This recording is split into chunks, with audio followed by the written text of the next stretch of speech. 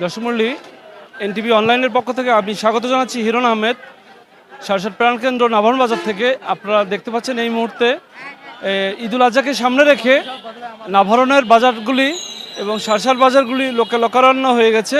আমার নাম আয়েশা সিদ্দিকা। আমি ঢাকা থেকে এখানে আসছি। তো আগের বছরের তুলনায় এবছর দেখলাম যে মার্কেটের প্রাইস এগুলো কম আছে। তো আমি নর্মালি ঢাকায় মানে শপিং করতে পছন্দ করি, কিন্তু এখানে যখন আসলাম এসে দেখলাম যে এখানের জিনিসপত্র আগের বছরের তুলনায় এবছর অনেক ভালো আছে।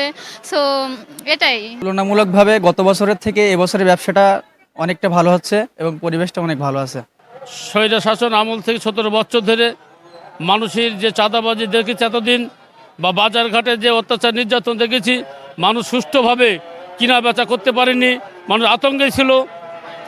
আজকের এই যে আমরা 25 সালে দেখছি যে মানুষ স্বতঃস্ফূর্তভাবে কিনা বেচা করতে পারছে, মানুষের মধ্যে আনন্দ আছে, হাসি আছে, ঈদ যাপন করতে পারছে। এখন এই বাচ্চা কাচ্চাদের জন্য কেনাকাটা করতে আসলাম, তা অনেক ভালো, অনেক সুন্দরভাবে কেনাকাটা করলাম আর অনেক সুলভ মূল্যেই কিনলাম আমরা। আমি জিনাতুল্লাহ শপিং কমপ্লেক্সের সভাপতি। বিগত দিনের চাইতে এবার ঈদে মোটামুটি ভালো বেচা কেনা হচ্ছে এবং আজ এবং আগামীকাল এই 2 দিন আমরা আশা রাখি খুব ভালো একটা বেচা কিনা হবে ইনশাল্লাহ। একটু এবার আগের বার থেকে এবার একটুখানি দাম একটু দেখা যাচ্ছে বেশি, আগের বার একটু তাই কম ছিল, এবার বাজারগুনি দেখা যাচ্ছে দাম অনেক।